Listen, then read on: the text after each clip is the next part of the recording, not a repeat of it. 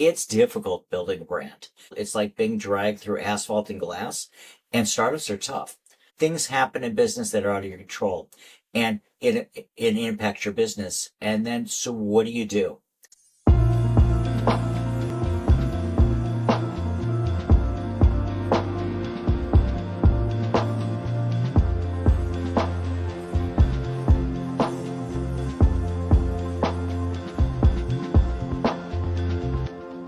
Well, hey, and welcome back to the Amanda Kaufman Show. And I'm so excited to introduce you to Tom Shipley. He is a serial entrepreneur, an M&A strategist. And for those that don't know, that's mergers and acquisitions.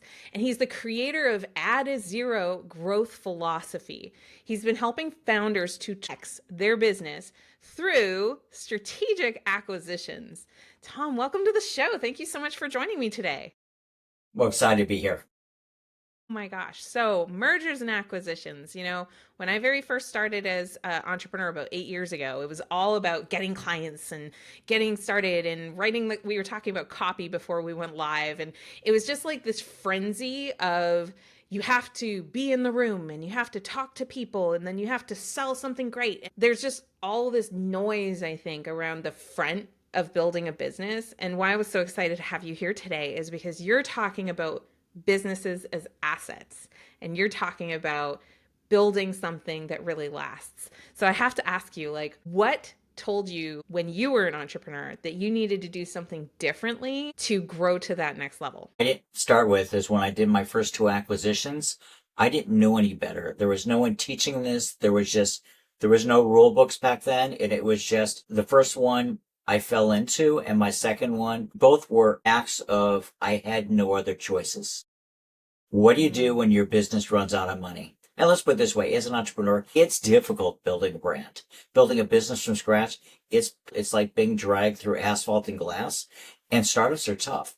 So I remember my first business is, from concept to getting it up to the level we did to a nice solid business, it was just a miracle. And then we had this great little business, and then things happen in business, whether it's the dot-com crash going back and the dot-com bust, whether it's the 2007, 2008, whether it's COVID, whether it's 9/11, things happen in business that are out of your control, and it impacts your business. And then, so what do you do? And for me, with my first business is we were doing great. It was an online store. We mailing out millions of catalogs, and we grew this from our initial fundraising where I raised $10,000, and suddenly life is going good. Winds at our back. .com bust happens. Recession hits. We're losing money. My CFO says we have 90 days of cash left. As I think I share with you, I knew that was nonsense because I knew we had 90 days. We'd stretch it for 90 days. He's being a little bit dramatic, and we were very fortunate that a gentleman that I met at the catalog conference at that time was an investment banker. And he said, Tom, I have the perfect acquisition for you. And I went, I don't have money for payroll in my head. But I said, sure. And in that case, he was representing companies selling it off, and they have an orphaned asset that the buyer didn't want, which was a $15 million business. And for us, that was twice our size. And so we worked a deal out within 90 days. We acquired this business. I got an ROI in 30 days. And a year later, I exited that business. And it was like, wow, that was cool. But I didn't think of that as a business model. But imagine this is 90 days time outside when we solved our cash flow issue and we were triple the size. Okay. So, and we were out of cash there's when no we did way. that. I'm trying to think of examples in business where you would do that in 30 days. No way. Or 90 days. Yeah. Or 90 days. How could you do Or that? even Right. 90 You days. can't. Yeah. You can't. Most people, let's just say this, most people grind really hard and they say, we're going to go for a 15 or 20% growth, but we know that it goes like this. So if they average 10% growth a year for 5 years, assuming nothing bad happens, they increase their value of their business by 50%. 5 years of grinding and they increase their business by 50%. Compare that with an acquisition. Now let me fast forward 3 years later, where we decided to take my blueprint for building iconic brands using direct response marketing, applying to the industry. Everyone said we'd fail, especially two former special forces guys in Richmond, Virginia, saying, we're going to build $100 million beauty brand. And everyone laughed at us. We're not from the industry. We don't know. No one's ever used direct response in 2005 to build an iconic beauty brand. And here we are. We said, watch us. And suddenly at the end of the year, we proved the model worked, but at $331,000 in sales, again, Richmond, Virginia, two former special forces guys, we proved the model worked, but we lost a little bit of money. We couldn't borrow the money. We couldn't raise any money. But what do you do when you run out of money? I learned from lesson one is you buy a business. We bought a $15 million business, bring off $1 million in cash flow. But let's go back to what acquisitions do. One is you can solve almost every business challenge through acquisition. What was our challenge? We didn't have cash and cash flow. Number two is we didn't, back then there was no SaaS platforms you could plug into. There was no Shopify. There was no microsite platform. So we actually needed a platform, a funnel or a microsite platform. We didn't have a team. It's everything else was great. So we needed everything. And suddenly we did this acquisition and we had everything we needed. We put our little $331,000 brand on top of this little $15 million platform. And within 3 years, we did $100 million. That little skincare brand, we did $1 billion over its life cycle. Now, if you think about it, is we didn't have resources. We didn't have money. Again, we knew we had this big aspiration, but we had some real key challenges. Acquisitions can solve almost every business problem.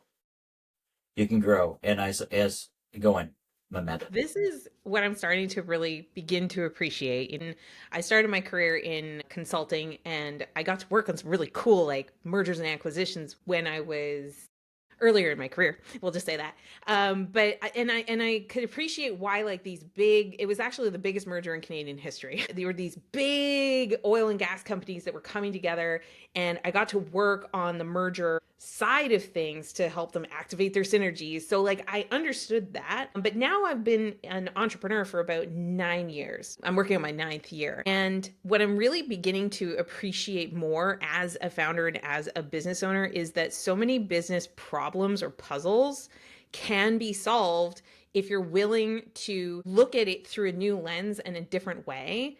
And to your point, I mean, the acquisition, I think a lot of people listening might feel the same feeling that a lot of people have, which is these golden handcuffs. Like I have to keep doing what I'm doing because this is the way, it's the way that it's always been. It's how I've always done this, maybe in their business. You acquired large companies when you had no cash flow. So can you break that down for the listener? Because they may be thinking about acquisitions like I acquire a car. They might be thinking in terms of like consumer acquisition and not business deals. 100%. So let me break down the second acquisition that we did. So here we were, is that we ran out of money.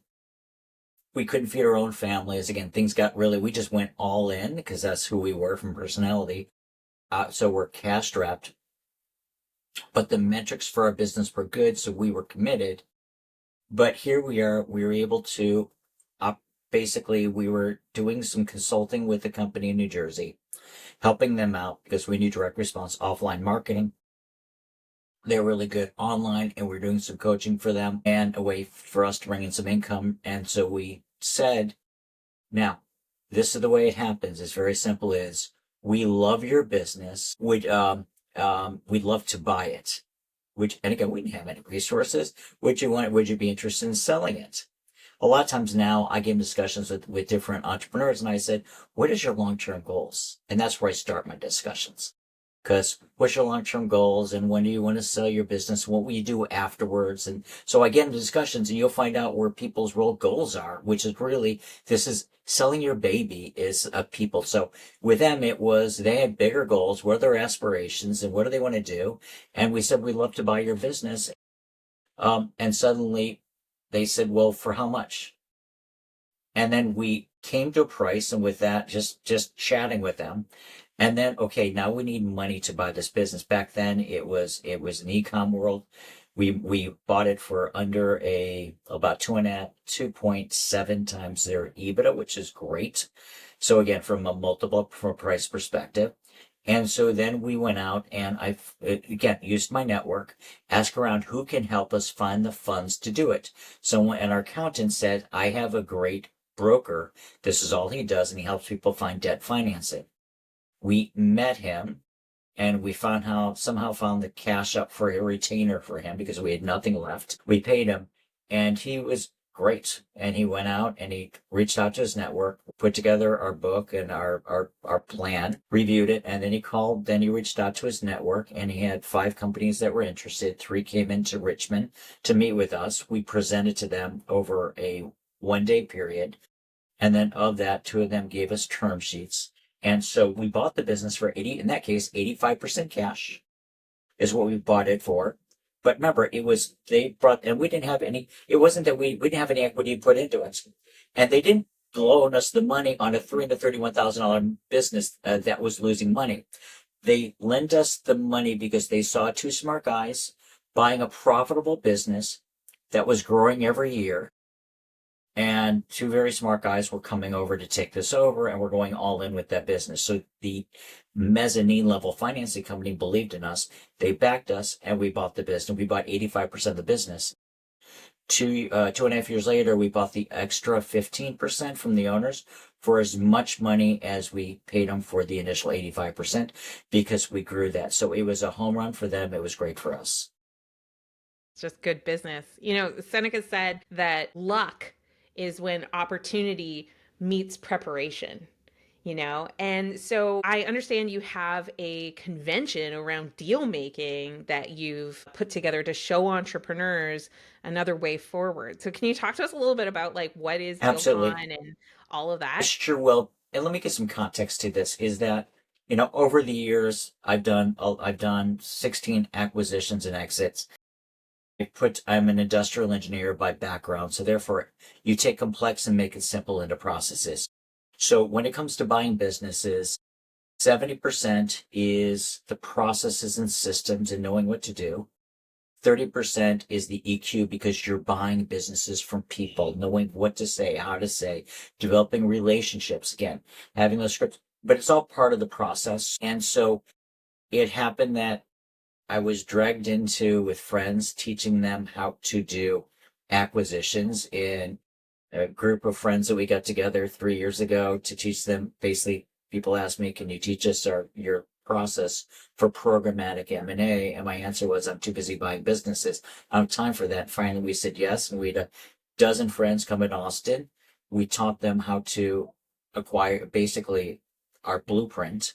And we thought that was great. And then we did it 6 months later for 25 different companies, and then 5 months later, 40. And now every 6 months, we get a group of entrepreneurs together that are action oriented, they're open-minded, they're looking for ways to scale disproportionately to organically. Some of them have clear exit opportunities. They want to sell in 1 year, they want to sell in 5 years, they want to sell in 3 years, or they want to become the platform and do other acquisitions for long-term growth. It really doesn't matter. So we bring 7 to 9 figure entrepreneurs. Our events keeps them growing about 20% each time. So we just had an event in Austin, DealCon CEO M&A Summit with 120 entrepreneurs. And our next one's going to be we're going to cap it at 150. It'll be in Miami, February 9th through 11th. And my goal is very simple. We're passionate, and we will go in. We will share everything from our blueprint, our resources there, our attorney that we use is there, our financing sources there, our brokers there. Our goal is that a lot of times, I think we talked about, Amanda, is that I see entrepreneurs doing acquisitions because they can, but it's kind of like playing with this chainsaw and throwing a chainsaw around. Okay, if you know the process of the system, you can responsibly and successfully acquire business. Even, and again, the example I gave was a cash deal on we brought money in. But I can share this with you that we bought 2 agencies over the last few years for 5% cash at close. The rest of it's seller notes and earnout. Everything was about the motivation. And the other thing we didn't talk about is just kind of a stat on this. Did you know that there's 1,000 baby boomers that own businesses that are retiring every single day? In the United States, 1,000 baby boomers that own businesses. 2/3 of them, their businesses, only a third will ever sell. 2/3 of their businesses will never sell. What do they do when they don't sell the businesses? Well, they're ready to go on, so they close the businesses down. So The opportunity is there is you go to those business owners and say, hey, I love what you built. I want to take care of your customers and your team. Here's my vision, what I'd like to do for your business. And then you do a financial structure that is really good for them, which is better than them getting zero and closing it down. Their employees are out of work and their customers are out of luck. And again, so that's the paradigm shift. And everything is about seller motivation. I don't like to go through brokers because I don't like to be in that time constrained period of time in a competitive environment. I believe in bite-sized processes where we generate leads, we get to talk to sellers on a regular basis and find ones with businesses that want to sell. And if it's the right one, that's really the magic. And that's the process that we like to teach. And that's the opportunity. But the first thing is changing people's paradigm about what is possible. And then here's how to do it. And then here's the playbook. And that's what we love to teach. And we do this right now twice a year at DealCon. Amazing. Tom, what is the best way for someone to keep up with you and find out what's next? Okay, so very simple. Go to my website, tshipley.com, tshipley.com. There's a link to dealconlive.com right there, and there will be links to all my social media handles because I publish regularly on Facebook, Instagram, and LinkedIn. Beautiful. And dear listener, we've got all of those links in the show notes below. Thank you so much for shining a light on this opportunity. I know that there are definitely listeners in of this show that you need that plan of where you're going to go next. So like really thinking about what are you creating? I love how it can help so many business owners have a real path forward at the time that they want to exit, whether they're exiting to grow some more or they're at a different life stage. Just having all these small businesses and medium businesses and large businesses like really go somewhere through collaboration. Like that's what this is all about. So fantastic. And dear listener, if you love this and you actually have a friend who is in business and wants to learn more about mergers and acquisitions as a strategy, make sure you grab the link to this episode and you text it to them and you tell them how helpful this was for understanding. And don't forget to hit subscribe, of course, for the next episode. And if you really love this, the thing that helps the most is when you take a moment to leave us a kind and honest review because it helps people to choose this show. Tom, thanks you again for being here. Really appreciate you. Absolutely. Only the best to you, Amanda. All right, and dear listener, we'll see you next time. And until then, do what matters.